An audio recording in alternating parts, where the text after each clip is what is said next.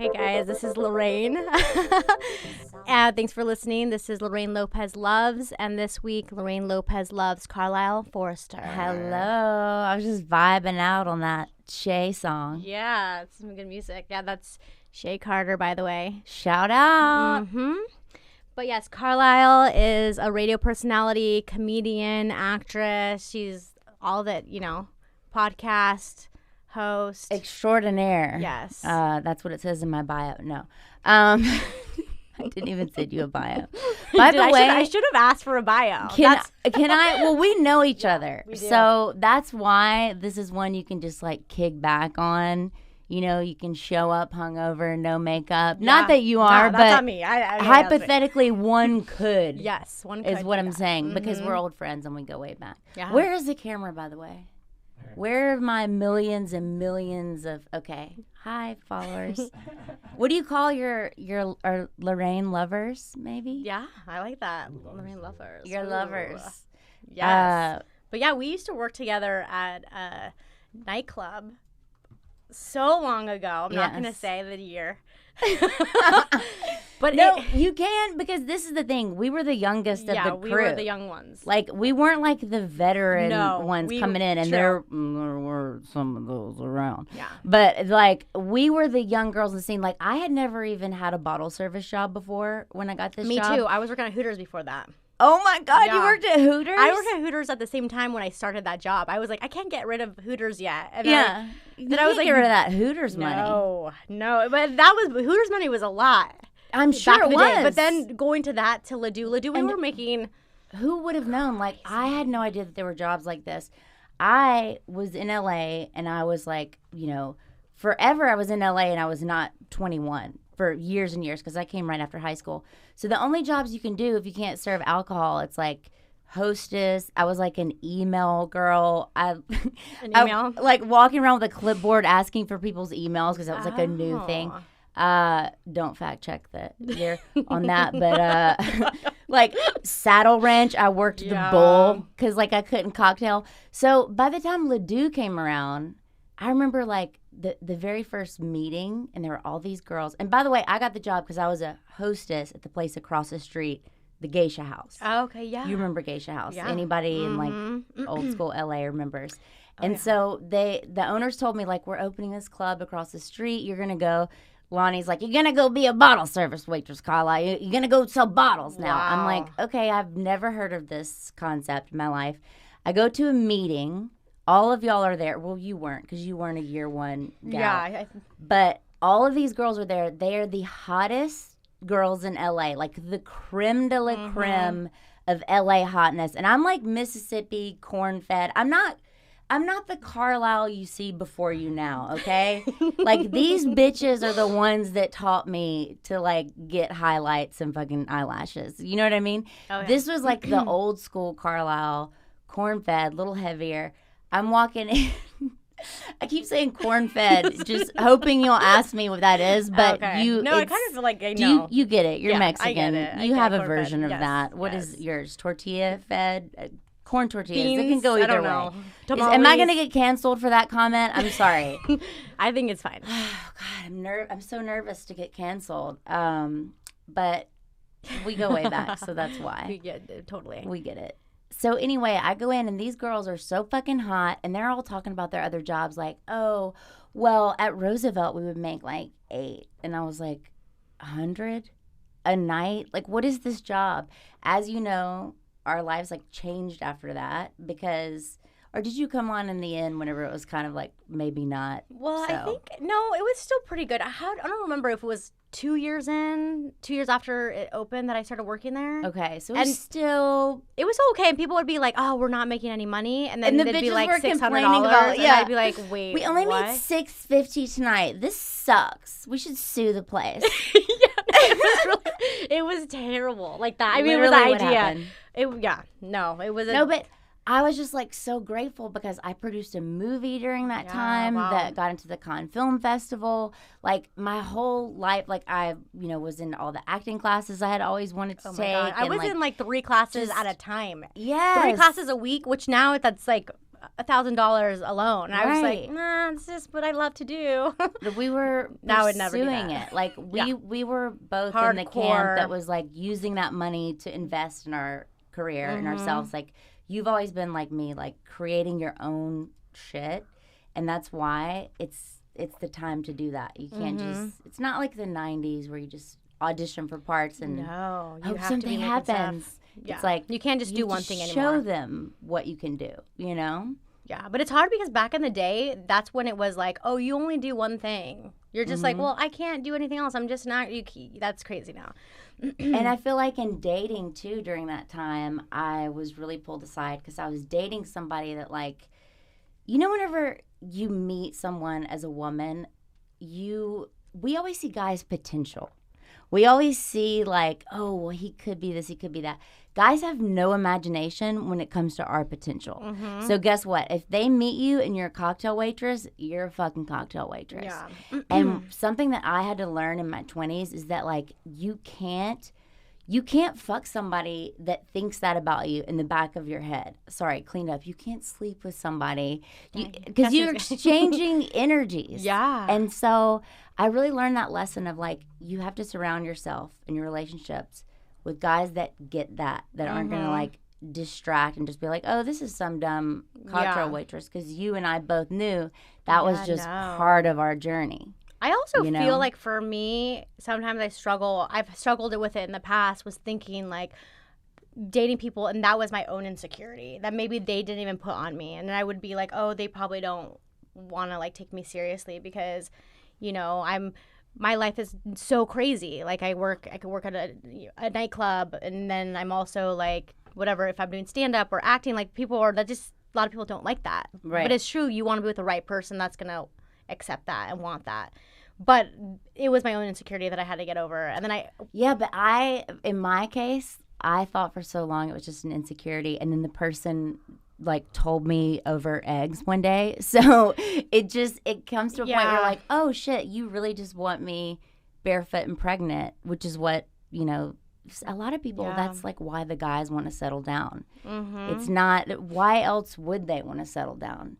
And what I'm offering is different. What you're offering is different because we're kind of like more career oriented, driven. I don't know if I'm like pressing this upon you. It's totally do you want kids one day? Well, it's funny because I was telling someone, and I went on this trip. It was like a wedding trip, and for some reason, this baby, and I was just like, oh, I never have. I don't have that baby fever. I never have. I've never me neither. looked at a baby that I'm like, oh my God, like I don't have that. I'm not. All my friends are like worried about kids and stuff. That's the last thing on my mind. Yeah. But that weekend, I was like, maybe I will be open to it. Like if I meet the right person if they wanted it, then I would be open to it. But for myself, I'm not pressuring myself. But some guy was like, don't you think? I was like, so you decided that you don't want to have kids? And I was like, yeah, I had. He's like, but you don't even have a boyfriend. Like, shouldn't you? How is that even on the table yet? And I'm like, yeah, you're right. Okay, I'm not decided. Right. So. Yeah, and I have to say, like, for me, I would never say that I wasn't open to, like, meeting someone that just you want, like, meeting someone, falling in love with them, and, oh, my God, I want your kid. That's a beautiful thing. Yeah. But I felt like it's so many relationships, it was just, like, this blanket, just, I want kids, and you're going to be the vessel for my kids. And it's like, well, no, I want a TV show. So, it's just, and for me, if the kids thing wasn't going to happen, I could live with that. But if the other didn't happen, I don't think I could. Oh, same. Oh, yeah. And you have to, I feel like as a woman, you have to kind of get to a point where you decide, like, all right, if this is it, like, this is it. And just make it fucking work. Yeah. No, I think it is just that idea of, like, I'm trying to keep it very politically correct because I don't want angry texts or angry, you can be both, you can be a mom. I'm not saying that. I'm just saying that, like, I had a whole sector of, like, women support in my 20s that wanted like-minded things like acting, writing scripts, the whole thing. And then ultimately there came a turning point and they're all, like, married with kids now. And I'm still like, well, I was actually serious. I'm not ever going to stop. And some guys are like, oh, so if you never make money, it's like, no, it's even if it doesn't make money, I'm still going to go do this show right now. Yeah. Even if you have to get that.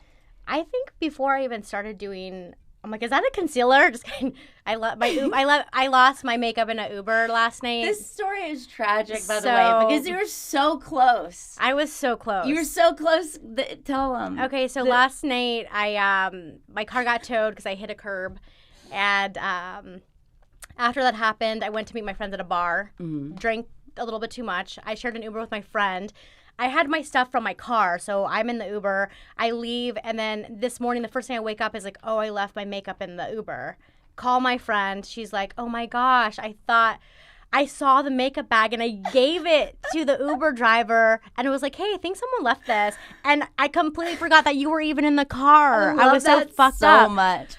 Someone, i.e. your friend that was just sitting next to you 5 minutes forgot prior. That we took an Uber together. But we did. We left the place with a shot.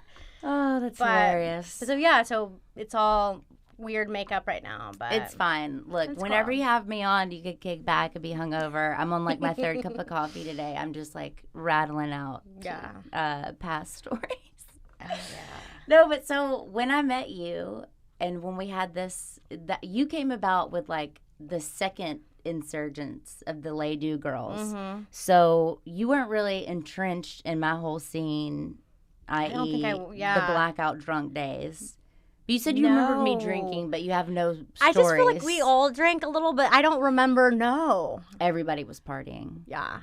And then I got sober, and that was really funny too, because the whole thing with these bottle service jobs is you're drinking and you're supposed to party with these people. Yeah. And I was sober, but it's part of your job description. So I would literally take the champagne, and it was that Ace of Spades $1,000 bottle of champagne, and they would pour glass, and I was dumping it in the plant and just being like, woohoo, yeah, I need another one, just because we were trying to get them to go through the bottles. Sorry, little known secret. Anybody that gets bottle service, if you don't know that, you're being had. They're trying to get you to go through that shit so quickly. Sure. And you deserve it because you're spending $1,000 on something that costs $40 at the corner liquor store. So I may pick up a bottle service shift here and there. Yeah. Also, so I don't do that. Thank you for the film that you produced that got into Con. Amazing. It's Now or Never. Check it out. It's cool. It's available for free online. I don't know how. I'm the producer. I should probably know what that's about. But yeah, anybody can click on it and watch it for free. I could be managing that better. But it was during the writer's strike. I don't know if you remember 2000. Yeah. It was 11 months of no work for actors, no auditions, no nothing. So at that point, we were making all that money. I was like, let's just make our own thing. That's amazing. Let's make our own short, You're a go-getter. You really are. You have to be. Because we're so lucky that we live in this day and age where we can do that. Like, we have these mediums and these platforms, and it's not about fucking the 4 studio heads and doing it right. Marilyn Monroe reference. And just putting out content and I think, too, what I love about your comedy is that it's so honest and raw, and you're such a real person. And I think when people see you, they're like, oh, she's just this hot girl, and and you go out there and you're just real. And I love that, Thanks, girl. You too. I mean, I love that we both ended up in comedy because... Which is so weird because I never even... would have never been something I was ever thinking about. No, I mean, back then, it was the furthest thing from my mind. Dude, honestly, I didn't start until I just got to I got to a really broken place where I found comedy and it saved me. Mm-hmm. It really did. I just would vibe out and listen to just stand up for hours and hours and hours. And then the podcast where the stand-ups would talk about how they got to those bits or how they did that. And it really saved me at a time where I had left LA. I had kind of quit the business to go and do a money job and, prove to my family that it was possible. Yeah. And then I also proved to myself that money doesn't buy happiness because I was living on the road working in the oil and gas industry, and you're living in these little podunk towns where there's nothing else but the courthouse you're working in and a McDonald's and your Best Western that you live in for the next 3 months until they say go to the next town. It's a weird scene, dude. This is like a weird little blip in my story, and I won't diverge too much, but it is how I found comedy, and it is like what brought me back to LA the second round. Yeah. After I knew you. When did you even get started? Like, what was your impetus? For stand-up? Yeah. I think maybe it's the same thing. I feel like I always grew up so sheltered and so polite and, you know, just doing, like, with acting roles, I was like, was never feeling like I was getting anything out of it, to be honest. Like, all the roles that I was getting, I'm like, this is so lame. This is not as fun as I thought I was going to be. And I had a boyfriend who had a double life for 5 years. So I had, like, this picture-perfect, like, handsome boyfriend, and everything was great. Yeah. And then all of a sudden, after that, I think me holding in so much information and being so polite all the time, and, like, I wasn't having sex for 5 years, and I didn't talk about it because I didn't want to make him look bad. And then I was like, that would have really saved me some time. If I would have told my friends, I'd be like, there's a problem. Like, and why didn't you discuss this with your girlfriends? I didn't, because I just didn't want to disrespect him like that. I was like... So even like at brunch or whatever, you would be like... No, I was so, like, I'm such a different person now. Okay. So now I think that was how I got into comedy, was I did that. Then I dated another guy who broke my heart even harder, crazier. And I'm just, like, so confused. And I was like, and also there has to be something wrong with me. Like, then I'm starting to realize, you're not okay. You're doing something wrong. Yeah. To attract people that are, like, doing this. Not that it's not their fault, or it's, like, both. I had to take that responsibility as well, that I'm, like, live in a bubble. I don't talk about my feelings. Like, I don't need to see if I'm dating someone, I can see you once a week. And I, like, you know, I don't need all that. Yeah. But I'm realizing, like, oh, no, you do, and you have to make that work. And you have to figure that out. Where did you meet the gay guy? We did a play together. the Hollywood story. Yes, we did a play together. And was it at the Hollywood Fight Club Theater? Yes! Oh my gosh! No! How did I know? I think we know. How did I know? We had this conversation. Oh my God. Years ago, because if you have not performed at the Hollywood Fight Club Theater, you are no thespian in this town, let me tell you. Everyone has emerged from there. Everyone. Daniel Day-Lewis once graced the stage of the Hollywood Fight Club Theater. You'll know it. It's at the Mini Mart on Highland and Sunset in the strip mall. Park downstairs in the ramp and walk up. Don't take the stairwell. It smells like piss. Okay. We had a conversation about it because I think we started being friends. You moved and I think you came back. We went to do swing dancing one night. Yes. Sorry. Okay. And I don't know if it was then or we had a conversation because we both had, like, a weird sex situation story with the guy that owned the theater. Was disgusting, and he was best friends with my ex. Oh. Best friends with him. Of course he introduced you to that guy. That guy was terrible. Yeah. That guy, I went into an audition, he was like, yo, this is what we're going to do, okay? We're going to do this play. It's called Beirut. Marissa Tomei played it on Broadway. And she got totally nude. Now, of course, today we're not going to ask you to get totally nude. We do want you to get topless for the audition. Are you in? I'm like, no. For this fucking strip mall theater. And I remember my acting coach at the time, I asked her, I said, but he said that it's this play on Off-Broadway and Marissa Tomei got a Tony Award and she was nude in it. And she's like, are you getting paid anything for this? And I said, no. And she goes, then you're not taking your clothes off. He must have asked me to do that same role. He did. Because I remember that he said it's all nude. The Marissa, he gave me the whole spiel. It's coming back to me. And then I actually did one play with him. But Lorraine, this was at such a longer time than before I knew you. So is this just like a story that he maybe tells every girl and is like, hey, you gotta read this play, Beirut. It's actually a good play, but it's dirty as fuck. Yeah.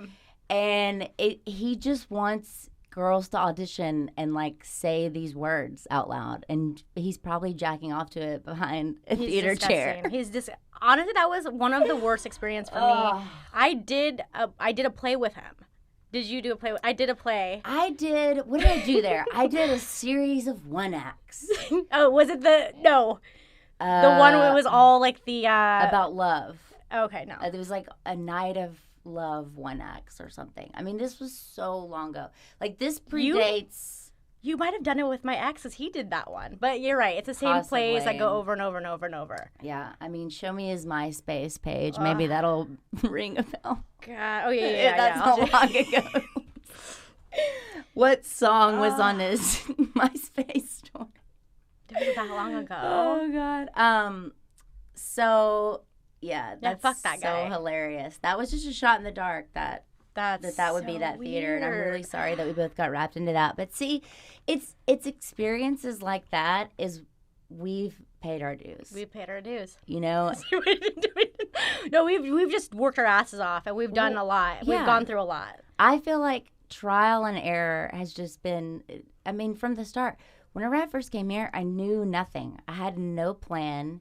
I mean, you're at least you're from here. You have family here. Yeah, I do. I have, from the very beginning, just been like, just a shot in the dark, just kind of learning as I go. And I've started over 1,000 times. And it's funny how you kind of can do that in this industry. Like, I have a joke I'm doing right now about how that the reason why I'm a comedian is because after 10 years as an actress, if you haven't made it yet, you have to go into real estate or comedy. Like, you have to choose.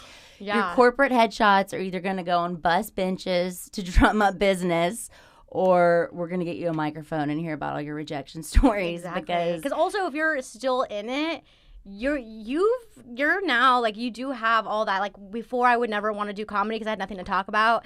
Now I'm like, I need to talk about this. I want to talk about. I'm like so excited to talk about things, and like that's what inspires me. Like, once I started doing stand up is when I started feeling the most confident I had ever felt, the happiest, the most powerful. Like, I was like, oh, I have a voice, and I'm gonna go up and like I'm gonna talk, and just people go, how do you do that? Oh my God, I could never do that. And I'm just like, I have never.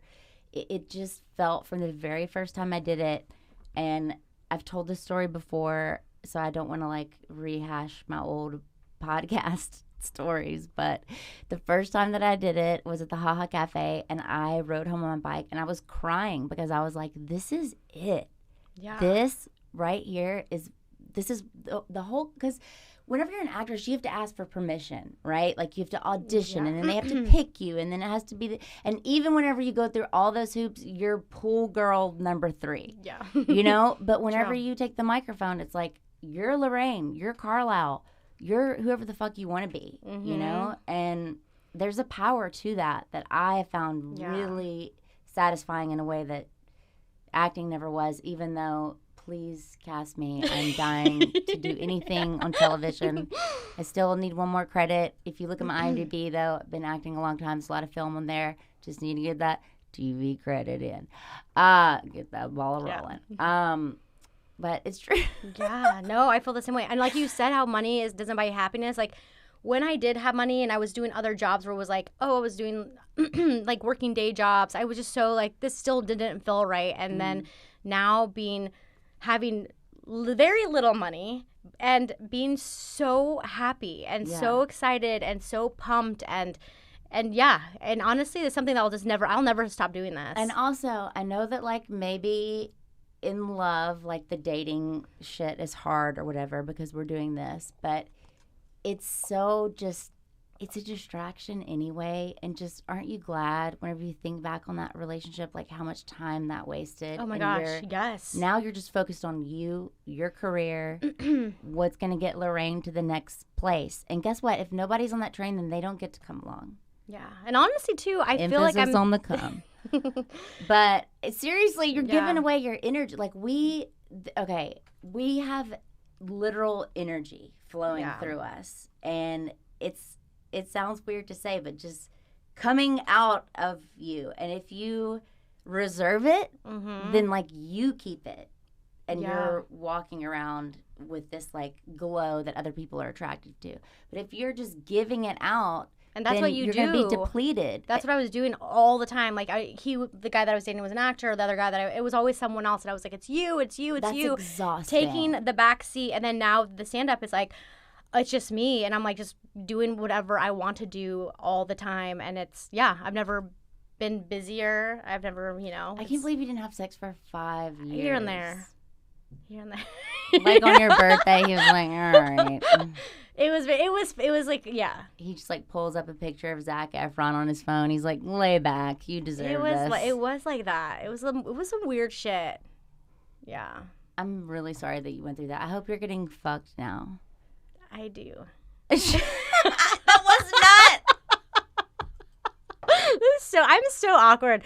I do. Yes. No. I've definitely made up. I do. I've definitely made up for that time. Okay. Yeah. Because I'm a good wing woman, I've been told. Yeah. Sorry. I just. What were you gonna ask me again about the dating? Yeah, dating. Like, because you're on the radio, you're always like you're putting stuff out live, and like your stand up, you talk about your dating. So how does that affect your? I'm way too forthcoming. Can you tell by this thing? Like I open my mouth. I don't know what's gonna come out, and yes, it does definitely like hurt people sometimes. I had to be very open with this guy I'm dating now, and I just said, look, I'm polyamorous. Which is a great word that we have now because whore was so jarring. I also have that on there because And what that means is I'm not going to like restrict. In the beginning, I was like, I'm not going to restrict and say that like monogamy is something that I am capable of at this point in my career because of the nature of it. And he was cool with it. And now we're dating, and like it turns out so many times, it pretty much is monogamous anyway. Mm-hmm. But we had to say that, and then it makes it it starts from a healthier place. Yeah. You know? We had a situation where, like, you know, it came up very early on. There was a condom found in the bed, and he laid it out for me like your cat does with, like, a dead bird that they bring home for you. And shit. Am I turning red? Because I don't want to fucking talk about this, and I keep talking about this. This is going to be searchable online forever and ever. It's good content. It's good. Look, I was having safe sex before you judge me, okay? And it's the guy's responsibility to clean up the fucking condom, not mine, okay? I had radio in the morning. I'm busy. So I forgot that he was like coming to the place before I was done with radio, and he found this. Oh, shit. So that was like what had to start. And I was just like, yeah, look, I don't know that I can only sleep with one person, but at least I'm being safe. So from the start, we just started. He was just like, God damn it. Okay, like, I guess I'm not that mad. You did say from the beginning that you were. This confirms that you are.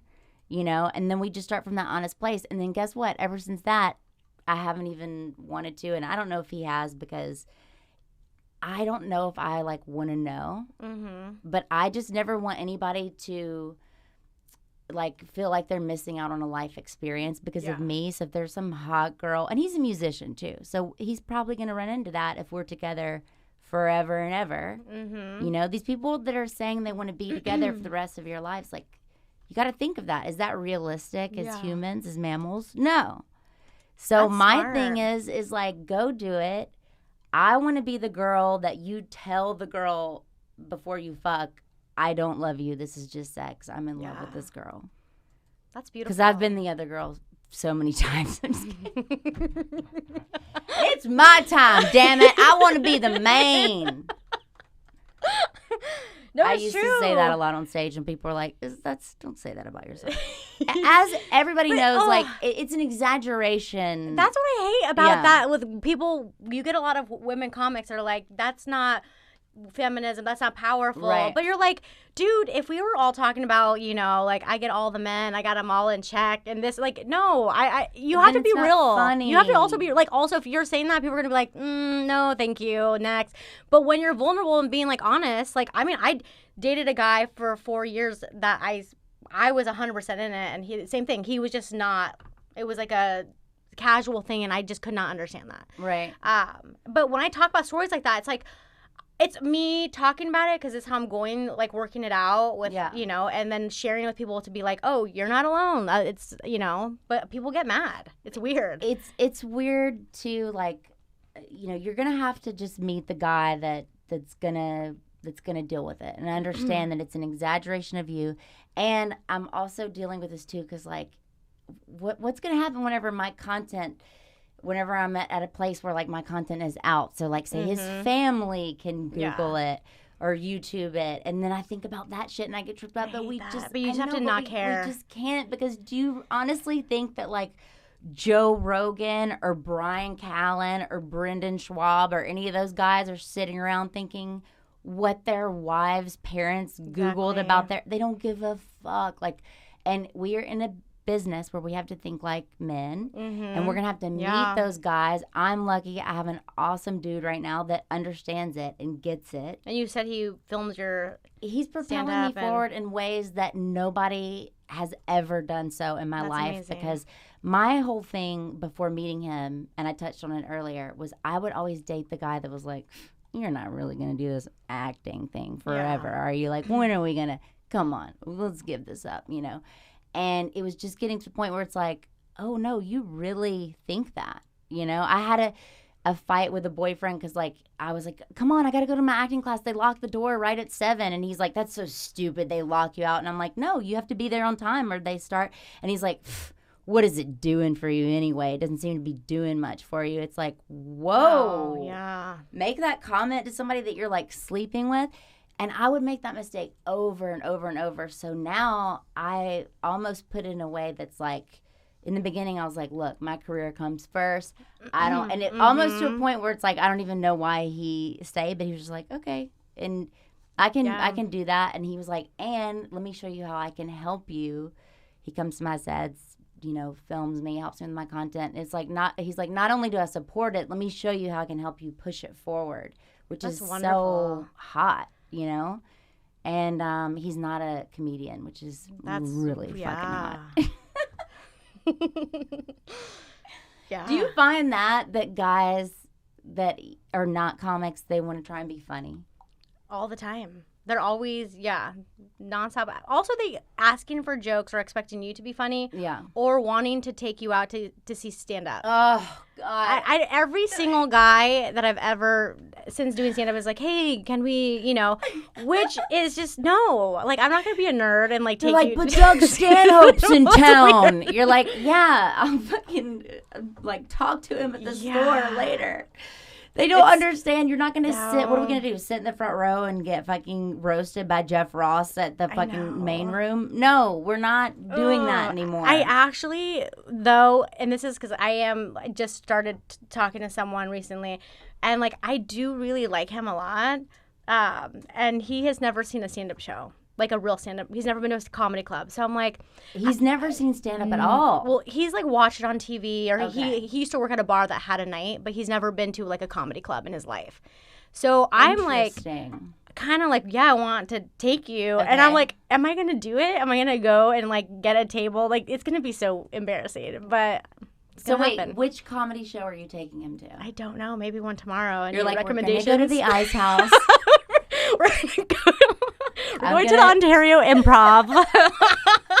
We're driving 2 hours away. Date night. Road trip. It's a road trip. What about when you're like trying to date somebody that's like, oh, you're a comedian, do you know? And they like name somebody that's actively trying to slide into your DMs and fuck you. Oh, yeah. You're like, yeah, big fan too. Mm-hmm. Yeah. That was just my experience on Bumble. Like, every guy that I told I was a comedian would have the most annoying response. Like, I have a thing where no matter what a guy says after LOL, it's going to be an asshole comment. So a typical thing would be like, you know, so what do you do? Oh, I'm a comedian. LOL. Really? Oh, my God. Or like, LOL, then tell me a joke. Or just something. I can't. Just think of it. There's never been a time when a guy has said LOL when, like, something nice came after it. No. Never once in the history. Mm-mm. It's horrible out there. I didn't meet my guy on any app, FYI. Oh, wow. We met IRL. In person. That's good. That's right. That's cute. Actually, the last 4 guys that I dated were in person.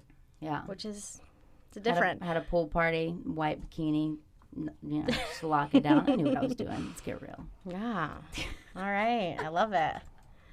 No, but it's great. It's like, yeah, it's nice to date someone that's not in the industry. In the stand-up. Have to at this point. Because it gets competitive. I mean, also, like, if you know, because I've dated a lot of comedians here and there, but it gets competitive and it gets weird and it's awkward and you talk shit. It's weird. You've dated comedians. I have. But you know what's funny is before I did stand-up, I didn't know that I wanted to do stand-up. I always loved comedy so much. So I had always been dating stand-ups or comedians before I ever thought about comedy.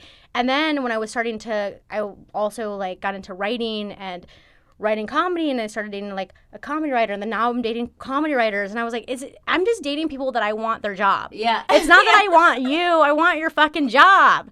So that's what happened, and then I was realizing that I had like all these lineup of all these different guys, and I'm like, I must just like, I don't know, it was weird, but it was that. It's sometimes in this industry too, we'll meet people and I'm learning this, like, just because you have a chemistry with somebody, it doesn't mean that you have to fuck. Sometimes it means, we need to, like, write something together. Yeah. You know what I mean? Okay. Which I'll have to try that one. But seriously, sometimes it gets confused. The lines get crossed between men and women in our industry because chemistry is a real thing. And what we just have to remember is that all these guys, they want to fuck you. It's conquest pussy. Yeah. It's you're right. one and done. And every female comedian has to learn that before they learn that why we say don't date comics. Yeah. Because I remember being like, why do people say don't date comedians? This is so great. Like, you know, and then you just fucking demolished. Yeah. No. I mean, I would never now at all. But I think the couple that I did became really good friendships out of it. Where if we didn't... Because they were gay. Yeah, exactly. We're besties now. No, but like we did, like if I didn't have this intimate relationship with them, we would never have been close. And like we just got to the next level of like, oh, now like I really, before one of the guys I never thought was funny.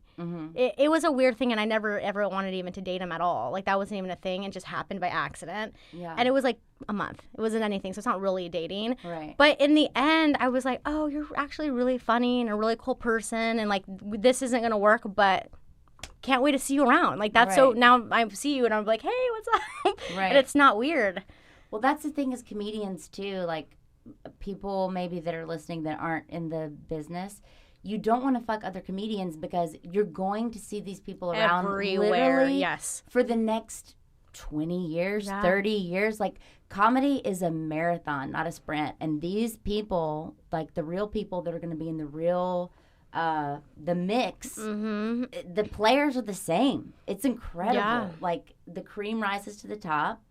And if they're good, if they're funny, and this is the thing, though. These guys fuck us because they think, oh, she's not going to be around. Yeah. So another hot girl trying to, you know, try comedy. And it's like, not only am I not going to be around, but, you know. Yeah. I'll show you, motherfucker. I did have one guy tell me. This isn't about anybody specific. I mean, I'm just hypothetically. No. You can clearly tell just if I were in that situation. No, one time I told this guy, I was like, no, I don't date comedy. I just want to burn bridges. I just want, that's, you know, I'm not trying to burn bridges. That's what turns me on. I just can't. That's what turns you on? No, like that. I'm into that. But I can't do that this time. I can't do that again.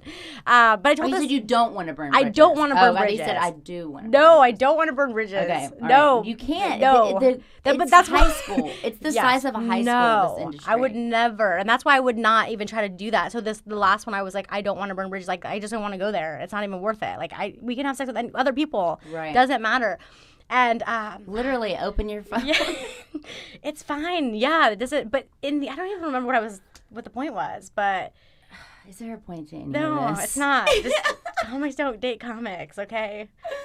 Every time I do a podcast, I get this because I'm so forthcoming. I'm like transparent, and now we live in this culture where people are digging up old shit and getting like losing jobs over it. It's crazy. I'm getting nervous, honestly. I mean, as a new comedian, things that I did, you know, now I'm pretty aware of what the culture is and what can be said. But I mean, I hosted open mics for 2 years straight and drank to blackout stupor during that time. So I'm a little worried. You know, I think about things like that. Like, I have saved all of my recordings. Do you do that? Yeah, I save them, yeah. And it is so funny. Like, whenever we're starting out, it's just, I wasn't even telling jokes. I was just talking, you know, about my life, which was a fucking shit show. But it was kind of like, my life's a joke, and I'm going to let you in on the joke, which kind of became a brand that now I'm not a joke. I'm growing out of. Yeah. And I find that, you know, I'm finding my voice as a female comedian because everybody is saying, like, you know, clean it up, you're too dirty for TV, blah, blah, blah. Do people tell you're too dirty? Yeah. No, I do think, because I do talk about sex and stuff, and I have some jokes that I'm like, sometimes I don't want to do, but like it works, or it's what I relate to, and it's my truth. Yeah, no, and I it's like what you're going through, and you want to talk about that. Like, I want to be as authentic as possible, and if that's what my day happened, and I want to talk about that, that's what I'm going to do. And I think it's very unfair. Like, my first comedian that I felt obsessed with was Ali Wong, because she was talking about, like, anal sex, and I was like, I fucking love her. She's so cool, because we're not allowed to talk about that. A guy can do it all the time, and a girl, it's like, oh, that's cheap. Oh, she's like, she doesn't work hard. She's not funny. She's not really funny. She's talking about sex. You're like, no, because I can talk about sex if I want to. And like you said, we are all different. We all change, and like with like now, like and moving on, like whatever's happening in your life, that your comedy is going to change with you. But if this is what you want to talk about right now, it's more power to you. I think it's very empowering. So, you know. Well, I'm still trying to write a gun control joke, so everybody just wait with bated breath. I'll get there. No. I just talk about what I know. Yeah. You know? No, and for sure. I know my pussy really well. She writes all the jokes. I'm just playing second fiddle. Do you have any, like, embarrassing sex story? I don't know why today. I think because I had maybe something slightly embarrassing happen. I'm like, I just want to talk about embarrassing stuff. Like, what is, like, one of the most embarrassing things that have happened? No. Wait, what? Did you want to tell yours first while I think of it? Okay. I mean, I'm so many. I'm trying to think of the most embarrassing. I have two that are not, like, this one's a little weird. The two I'll tell you that are embarrassing is one time I am obsessed with Big Red, the gum. Okay. So I always have Big Red. I love it. I have it in my purse right now. I'm not even kidding you. Me too. I have it in my purse too. Nobody likes this, Lorraine. No one. Look at this. We're the weirdos. It's also hard to find. Yes. Do you know what? And guys love it. They fucking love it. This is a trick, ladies. Guys will be like, oh my God, what is that? Yes. They smell it on you. Yeah. It reminds them of middle school. So I was chewing Big Red, and then I was giving, this guy was probably one of the guys I had one of the most in love with, maybe to this day, maybe the second person I was most in love with. Okay. And I was giving him a blowjob. And was he gay or just bi? He was straight. He was straight, and now he's married. But All right. But so I gave him a blowjob, and I got gum all wrapped all over his penis. You didn't take the gum out of your mouth. No, because I was like, I'm just going to put it in the back of my cheek, and then I'll just, like, do it. Okay. And it was so embarrassing, and I was so much younger than him at the time, and I was so intimidated. I just thought he was the coolest person. And I was, like, trying to just take it off the Big Red with my tongue and just, like, pull it out and doing all these tricks. Like, it was crazy, but it was the most embarrassing thing. And I was like, hey, just want to let you know, I kind of got gum all over your dick. Sorry. I want to cut that out or get some butter, whatever the old wives tell us. Peanut butter. Ugh. Oh, and then one time, same guy, I fell asleep giving him a blowjob. Oh, my God. And I was snoring. And then he was like, Lorraine, are you sleepy? He, like, tapped me. And I was like, and I woke up and I did it even more aggressively. Like, I was, like, getting back into it. Like, oh, I was awake. I wasn't sleeping. And he was, like, forced me to. So I was like, will you stop? You're tired. I was like, no, I'm going to do this. No, that is a very common thing. Look, newsflash, it's not a very riveting process. And whenever you're blacked out, it happens. Sometimes you fall asleep. Sometimes, you know, that means it's over, or it takes a break at least. My most embarrassing story, I mean, oh God, this is so embarrassing to say even now. So I had a weekend, a pretty wild weekend of partying once where there was like, you know, Molly involved and mushrooms. And all I remember, like, I don't party like this anymore. I don't do drugs like that. And whenever I used to do those, I would always want cigarettes. I would crave, like, I would be just a chain smoking those Marlboro Lights. I'm sure you can tell in my voice right now. No, but so it was one of these party weekends where, you know, day 2 of partying at this house that's like not my house. And so I was going to hook up with this guy. And he was like, but first, and like emerges with mouthwash. No. And it was orange, and like to this day, if I ever see orange mouthwash, I'm like, yep, you're a dirty, dirty bitch. You were disgusting. Damn. Like, I don't want to know how many dead cats my mouth smelled like. It was probably pretty bad. Wow. Damn. That's embarrassing. That is embarrassing. Even for me now. But like, just to have a guy be like, but really though, you should. And you're like rolling, so you're just like, thank you. Oh my God, yes. And it's orange, totally. And you're just into it. You just drink it and then like hallucinate colors. That's probably what happened. I don't know. That's pretty bad. I don't do anything like that though anymore, and I don't recommend it. Yeah. Yeah. It's good. Stay clean out there, kids. And this is a child-friendly show. It's a family show. So, after I tell you this is terrible. This is so embarrassing because you don't normally, as a woman, I don't know, it's hard to orgasm during sex for a lot of people, you know. Never. Yeah. So basically, you said no, you never? No. Oh, okay. I was like, okay. Yeah, okay. Of course. Okay. Yeah, everybody. So I actually recently, because I was going through a streak of, you know, dating a bunch of people that like I maybe wasn't as like super attracted to, but like I, you know, mentally like there was a lot other attractions and stuff. But recently, they got their reasons for being on the roster. Yeah, they had their reasons. Okay. But this one guy, I'm so attracted to him that I had an orgasm 2 minutes in, like, just starting to have sex, and I did. Never happened. That's never happened to me either, ever in my whole entire life until that one time. God. And I was like, oh, jeez. And I was like, okay, well, what, like, I just couldn't believe it. And I realized, like, for me, even though I don't think he knew, but I was hoping he didn't realize. Yeah. But it was kind of funny to me because that's how guys feel when they're like, they come really fast. Yeah. And it's like, oh, shit, sorry about that. And that's what I did. And I was like, oh, gosh, that's so funny. And then how long Inside joke. Until he came? I joke to myself during sex. Oh, how long until he goes? Well, this is okay. So we'll talk about it as it was a long time ago. Okay. I don't know why at this stage, in this time, I feel like everyone's addicted to porn.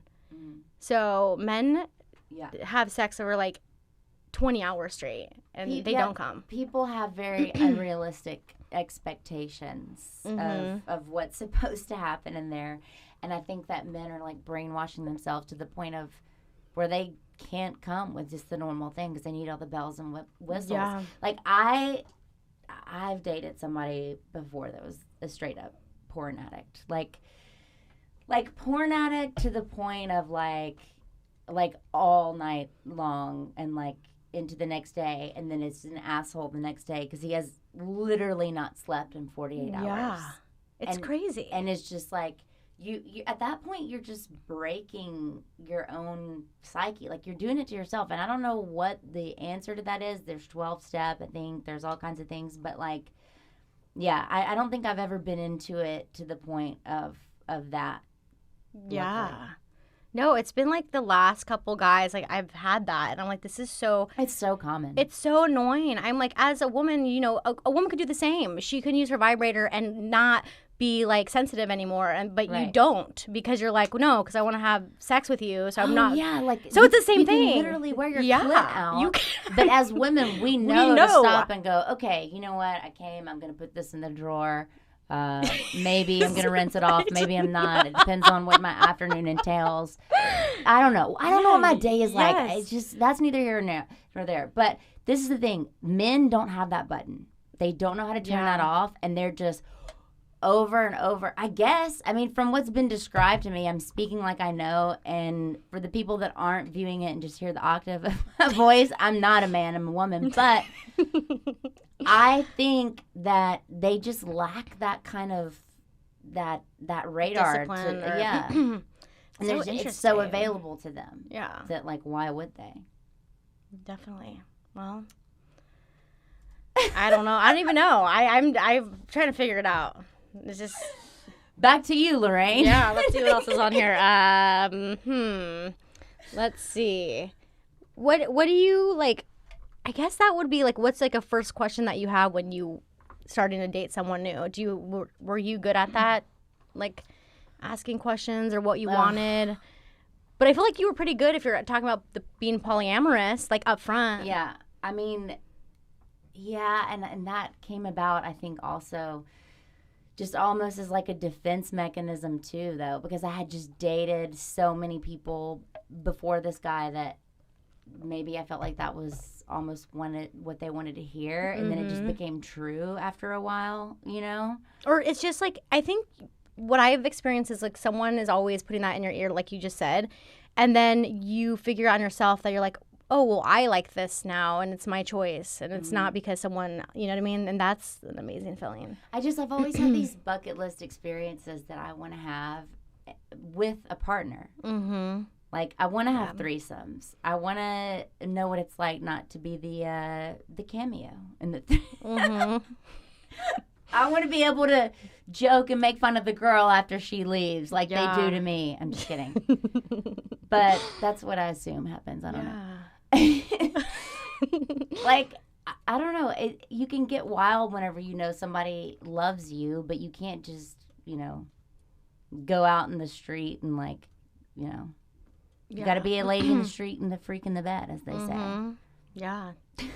But I love, like, that's inspiring. I love that is, it's true. You have to be honest of expectations of what's, you know what I mean? I'm not a speaker for polyamory couples, and I feel like I need to address that because it's so funny how, like, Instagram works in this hashtag society we live in. You know the joke that I do about being polyamorous? I just found these hashtags about polyamory that I was like, oh, these already exist. Like, oh, poly life, poly this. Under that joke, and then all of a sudden I just got like all these pops of these people, and then like all these couples like sliding into my DMs. Spokesperson. Oh yes, shit! And these couples being like, "Hey, like, what's up?" And I feel like I need to preface that I'm not trying to be like the face or the voice of this. Yeah. This is a very specific thing that my boyfriend and I worked out that I just happened to talk about once that he filmed. You know, and it's just like all of a sudden, it's so funny. But hey, whatever gets me followers, keep coming back, polyamory community. But also, like, after your show, and if you do have like crazy jokes, like, do you feel like your jokes bring like people after the show hitting on you, or like, oh, I want to talk to this chick? Like, yes, 100%. Or yelling at me and getting angry. I was just in Austin this last weekend. I did like a little mini Austin tour, and it's a great comedy scene out there. You can get up a lot of times in one night. I was blown away by what's going on down there. So awesome. But very liberal. Mm-hmm. Okay? My stuff that I talk about is my truth, okay? It's experiences that I've had. Everything's based on things that really happened to me. And I have this joke about dating a black guy, and where he said something to me in bed that was like fucked up and kind of like almost like reverse of, you know, and I try not to say reverse racism because it's going to get isolated in a fucking clip and get me fucking fired off of a show one day. No. But usually when I tell that joke, like in LA, I'll preface it a lot by saying, look, this is my truth. This is an experience. This really happened to me. But because I was in Austin, because I had 3 sets that night, because I was just like in this boom, boom, boom pace, I just kind of sped through the joke, and I said what I try not to say in the joke, which is the phrase reverse racism, because I found it to be very triggering. Yeah.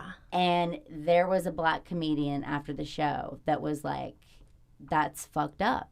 And like, I mean, he's right. If he's triggered by that, that's his experience. And it, as me as a comedian, it just teaches me that like, I've got to set this up with more of like, because that's his experience to be triggered by that word. But it's also my experience to tell you this story that happened where this guy said some fucked up shit during sex, which is a real thing. Yeah. And I think that there are other women that are out there that date black men that have experienced that. Yeah. I guarantee you there are. So I'm talking about this. I'm trying to, I'm trying to talk about the things that make me different and set me apart. I haven't heard a lot about that, as a girl growing up from Mississippi, who, like, I started later to date them and, like, to have that be my experience, never have heard that talked about. Like, I tell a story on stage about my grandmother saying that she told me point blank, she pointed to an interracial couple, and she said, if your granddaddy ever saw you doing that, he would roll over in his grave. And a girl came up to me after the show from the South and said that her grandmother said the exact same thing. Okay, so it's like, I'm saying it because it's my experience and because it's something that people can relate to, but I have to be careful in this cancel culture that we live in to surround it by the right language to support the fact that, like, hey, I'm recognizing that my grandmother saying that was fucking wrong. And it's also why I'm probably into black dick, and turning it like tongue in cheek about it, because that's how I work through being exposed to that racism at such a young age. I have to laugh at it, because if I don't laugh at it, it's just a seed of hatred that sits in my brain that was placed on me. Yeah. Like, I didn't ask to have this word recognition, but I do with the opposite race, because I was raised in Mississippi. So I was raised to see these things. And so now whenever I'm talking about it in this climate, it's like I have to just choose my words so carefully, and I'm really feeling that. But I'm also really feeling the need to express my truth because I'm fired up about it. Yeah. And I think right now people they're like not talking about the stuff they want to talk about. And it's like that's the thing that you have to keep doing, because like you said, that's what people want to hear, that you're trying to connect to people, that in the end – it is that one girl after the show that's like, yeah, I totally get that with you. That's always how you feel like you're on the right track, right? It's like the laugh is the audience kind of signing off on like, oh, we felt that way too.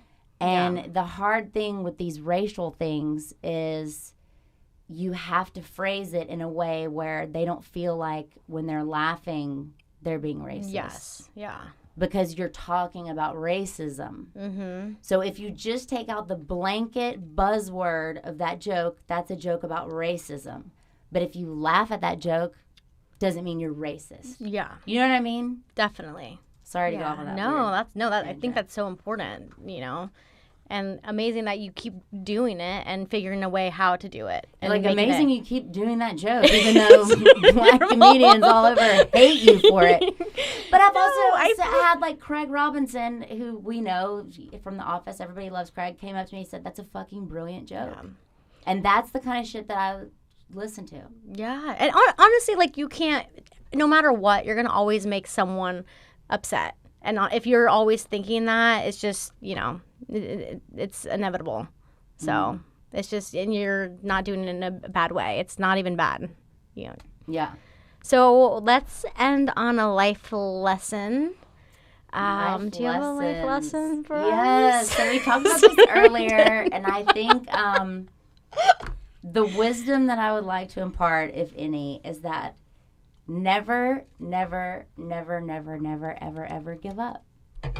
Yeah. I mean, I've had round after round in this business, in this industry, in this town, and it's just, you've got to keep coming back stronger, fighting harder, and just because you have to take a break or you have to change your path or change your route, you just stay the course, because it's a fun ride doing what we do. And I'm so glad that I met you in, like, the place that we did. Yeah, me too. And it's so interesting now to see that, like, what can happen whenever you just stay the course and don't give up. Definitely. No. And I'm so happy to know you in this. And also to have, like, someone that you're like, oh, like, we relate to each other. Yes. And that's something which is nice. And sometimes you don't get too often in comedy. So, but yeah, no, I love that. Guys, don't give up on your dreams. Keep doing it. Never give up. All right, guys, thank you so much for tuning in. This is Lorraine Lopez Loves Carlisle Forrester.